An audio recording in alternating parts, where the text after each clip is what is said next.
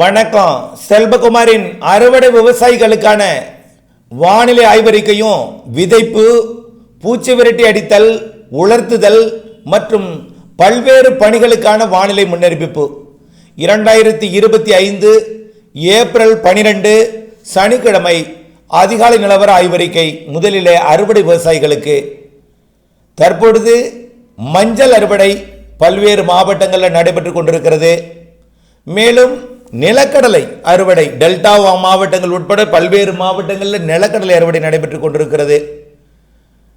இந்த அறுவடைக்கு இடையே மழையும் தேவை இருக்கிறது. பல்வேறு விவசாயத்திற்கு நெல் மற்றும் பல்வேறு தானியங்களுக்கு மழையும் தேவைப்படுகிறது. இந்த நிலையில் தற்பொழுது மழைப்பொழிவு, அறுவடை மற்றும் விதைப்பு போன்ற பணிகளுக்கெல்லாம் எப்படிப்பட்ட வானிலை அமைப்பை ஏற்படுத்தும் என்பதை பார்ப்போம். முதல்ல அறுவடை தானியங்களுக்கு அறுவடைக்கு இடையூறு கொடுக்கும் மழை தினசரி உண்டு, மாலை இரவிலே உண்டு. நேற்றைக்கு ஈரோடு, கிருஷ்ணகிரி, தருமபுரி மாவட்டங்கள் தொடங்கி திருப்பத்தூர் மாவட்டம், திருவண்ணாமலை மாவட்டம் எல்லாம் தீவிரமடைந்து டெல்டா மாவட்டங்கள் வரைக்கும் வந்து கொட்டி இலங்கைக்கும் போய் மழைப்பொழிவு கொட்டியது. இதில் அரவக்குறிச்சியில் 10 சென்டிமீட்டர் வரைக்கும் மழைப்பொழிவு நெருங்கி இருக்கிறது, 9.5 சென்டிமீட்டர் வரைக்கும். பல்வேறு மாவட்டங்களில் 8, 9, 7, 5 என்று பல்வேறு மாவட்டங்களில் மழைப்பொழிவை கொடுத்திருக்கிறது. இப்படி இருக்கிற நிலையில் இன்றைய மழைப்பொழிவு தென் மாவட்ட மேற்கு தொடர்ச்சி மலைக்கும் ஒட்டுமொத்த மேற்கு தொடர்ச்சி மலை மாவட்டங்களுக்கும் தென் உள் மாவட்டங்களுக்கும் மத்திய உள்பகுதிகளுக்கும், அதாவது நேற்றைக்கு பெய்த மழைப்பொழிவை பார்த்தால் கர்நாடக எல்லையோரத்திலிருந்து டெல்டா மாவட்டங்கள் வரைக்கும் வந்து ராமநாதபுரம் மற்றும் கரூர் வரைக்கும் உள்ளே போய் பெய்திருக்கிறது. தெற்கையும் உள்ளேயும் இலங்கைக்கும் போய் பெய்தது. இன்றைய மழைப்பொழிவு கர்நாடக எல்லையோரத்தில் இருந்து டெல்டா மாவட்டங்களுக்கு வரும். அதே நேரத்தில் மேற்கு தொடர்ச்சி மலை மாவட்டங்களில் இருந்து வெப்பத்தால் லேசானது கிழக்கு காற்றால் கூடுதல் வேகம் கொண்ட கிழக்கு காற்று மேற்கே போய் குவிக்கும். நேற்றைக்கு கிழக்கு காற்றோட வேகம் குறைவாக இருந்த காரணத்தினாலே கடலோரம் வரைக்கும் வந்தது. இன்றைக்கு டெல்டா மாவட்டங்களில் நுழையக்கூடிய தெற்கு காற்றோட வேகம் தென் மாவட்டங்கள் வழியாக உள்ளே தள்ளி மேற்கு தொடர்ச்சி மலை மாவட்டங்களில் குவித்து இன்றைக்கு மேற்கே கூடுதல் மழை வாய்ப்பு தெரிகிறது. இப்படி மழைப்பொழிவு தினசரி ஒரு குறிப்பிட்ட இடங்களில் குவித்து மழைப்பொழிவை மாற்றி மாற்றி அமைத்து கொண்டே இருக்கும். ஆகவே இந்த நாளில் உங்களுக்கு பெய்யும், இந்த நாளில் உங்களுக்கு ஒதுக்கும் அப்படி என்று சொல்ல முடியாது. மழைப்பொழிவு 16, 17ஆம் தேதி வரைக்கும் இப்படிப்பட்ட வானிலை அமைப்பு இருந்து கொண்டிருக்கும். வெயிலை பொறுத்த வரைக்கும் இன்றைக்கு கொஞ்சம் கூடுதலாக இருந்தாலும் நாளையிலிருந்து வெயில் சற்று குறையும் பொழுது மழைப்பொழிவு பரப்பும் குறையும்.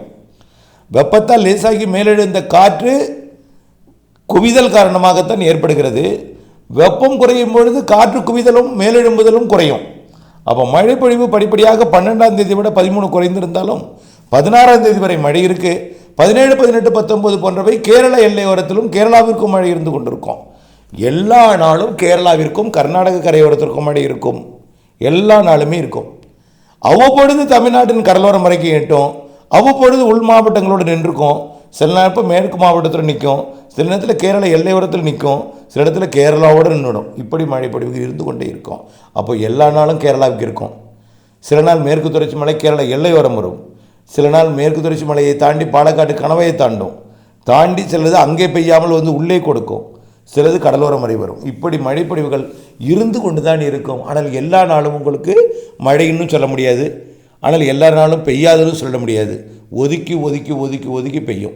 அப்போ அறுவடைக்கு எப்பொழுதுமே முன்னெச்சரிக்கையுடன் அறுவடையை செய்ய வேண்டும். அதே போல் மாலை வந்துவிட்டால் உலர்த்துதலை மூடி பாதுகாத்திட வேண்டும். பகலில் பெரிதாக வெயில் இருக்காது, மதியம் மேற்கே மழை உருவாகும், மாலை மேற்கு வடமேற்கே உருவாகும், கர்நாடக கேரள எல்லையோரம் உருவாகும் மாலையில் மழை. அது உள்ளே முன்னிரவும் மாலை நேரத்தில் வந்து கொடுத்து கடலோரம் நள்ளிரவு அதிகாலைக்கு வரைக்கும் கொடுக்கும். இப்படி தான் ஏற்கனவே சொல்லியிருக்கோம். இப்படிப்பட்ட மழைப்பொழிவுகள் இருந்து கொண்டு தான் இருக்கும்.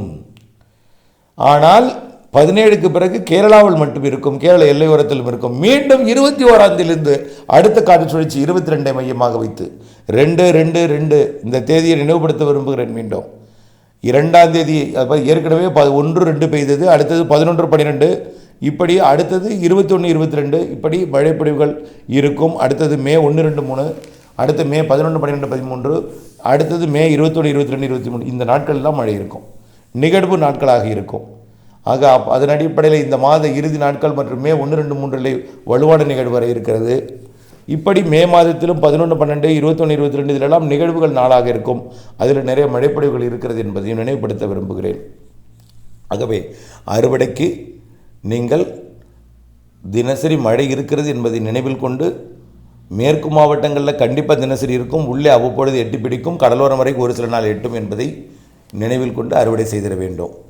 அதேபோல் கோடை மழை சராசரிக்கு கூடுதல் இருக்கிறது என்பதையும் நினைவில் கொள்ள வேண்டும். வெயிலை பொறுத்த வரைக்கும் ஒரு சில நாட்கள் உயர்ந்திருந்தாலும் பெரும்பாலான நாட்கள் வெயில் அளவாக இருக்கும், 100 டிகிரிக்குள் இருக்கும். மழைப்பொழிவு சராசரிக்கு கூடுதல் இருக்கும் என்பதை நினைவில் கொள்ள வேண்டும். வெயிலை பொறுத்த வரைக்கும் சராசரி இருக்கும், ஒரு சில நாட்கள் மட்டுமே அதிகமாக இருக்கும், மாதம் முழுவதும் இருக்காது என்பதையும் நினைவில் கொள்ள வேண்டும். புரியுதுங்களா? அடுத்தபடியாக உப்பள பணிகளை பாதிக்கும் அளவிற்கு நேற்றைக்கு மழைப்பொழிவு கொடுத்து விட்டது. இதுபோல் மழைப்பொழிவு இன்றைக்கு இல்லாவிட்டாலும் மேலும் ஒரு நாள் மாதத்திற்கு 2 முறை இப்படிப்பட்ட மழைப்பொழிவுகள் கொடுக்கும். மாதத்திற்கு 2 முறை, மே மாதத்தில் 3 முறை இருக்கலாம். மே மாதத்தில் கொஞ்சம் கூடுதல் மழைப்பொழிவுகளே இருக்கிறது. ஆகவே மழைப்பொழிவுகள் திடீரென்று வந்து உங்களுடைய உப்பளத்தை பாதிக்கும் அளவிற்கு மழைப்பொழிவுகளை கொடுக்கும். அதனால் அவ்வப்பொழுது நாம் உப்பளத்தில் உற்பத்தி செய்யக்கூடிய உப்பை வாரி மூடி பாதுகாத்திட வேண்டும். அதனால் நம்முடைய முதலீடு, நம்முடைய உற்பத்தி, இதை நாம் சேமித்து பாதுகாத்திட கடமைப்பட்டிருக்க வேண்டும். எப்பொழுதும் விழிப்புட இருக்க வேண்டும். மேற்கு திசையிலிருந்து தான் மழை வரும், தினசரி ஒதுக்கி தான் பெய்யும் என்பதையும் நினைவில் கொள்ள வேண்டும். அடுத்தபடியாக மழைப்பொழிவை பொறுத்த வரைக்கும் கோடையில் சராசரிக்கு கூடுதல் இருக்கிறது. எந்த நாளும் உங்களுக்கு வந்து பொழியும், ஒதுக்கி பெய்யும். காற்று குவிதல் 3 பக்கத்திலிருந்து நடைபெறுகிறது. மேற்கு திசை காற்றோட வேகம் கூடினால் கடலோரம் வரும் அதிக மழை, கிழக்கு திசையும் காற்றின் வேகம் கூடினால் மலையோரம் போகும் அதிக மழை. 2 காற்றும் சமமாக இருந்தால் உள்ளே அதிகம் குவிக்கும். இப்படித்தான் மழைப்பொழிவு இருக்கும். அன்றைக்கு ஏற்படக்கூடிய வெயிலை பொறுத்து, காற்றோட வங்கக்கடல் அரபிக்கடல் இருக்கக்கூடிய நிகழ்வினை பொறுத்து மாறி மாறி அமையும். ஆனால் மழை கோடையில் சராசரிக்கு கூடுதல் இருக்கிறது என்பதை நினைவில் கொள்ள வேண்டும்.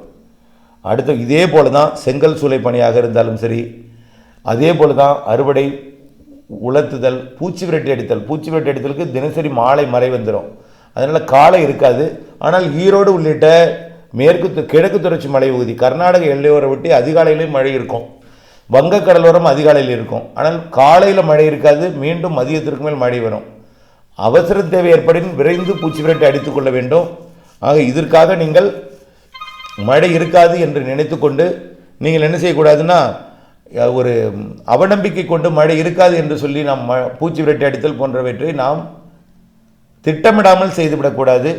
4 மணி நேரம் பூச்சி விரட்டி அடித்தலுக்கு நேரம் வேண்டும் என்பதனால முன்கூட்டியே அடித்து பூச்சி விரட்டி அடித்தலை நடத்தி முடிக்க வேண்டும். மாலை வந்துவிட்டால் மழை வந்துவிடும். ஒதுக்கி தான் பெய்யும். எல்லோருக்கும் தினமும் பெய்து விடாது, அதை பெய்யாமலும் இருந்து விடாது. தொடர்ந்து இடைவெளி கொடுத்து மழைப்பொழிவுகள் இருக்கும். அருகருகே மழைப்பொழிவை கொடுக்கும். உங்களுக்கும் அப்பொழுது கொடுக்கலாம். அந்த நாள் ஒதுக்கினால் அடுத்தடுத்த நாட்களில் மழைப்பொழிவு கொடுக்கும். தொடர்ந்து வானிலை கூட இணைந்திருந்து வானிலையிலிருந்து விவசாயம் செய்து லாபம் அடைந்து அன்போடு கேட்டுக்கொள்கிறேன். நன்றி.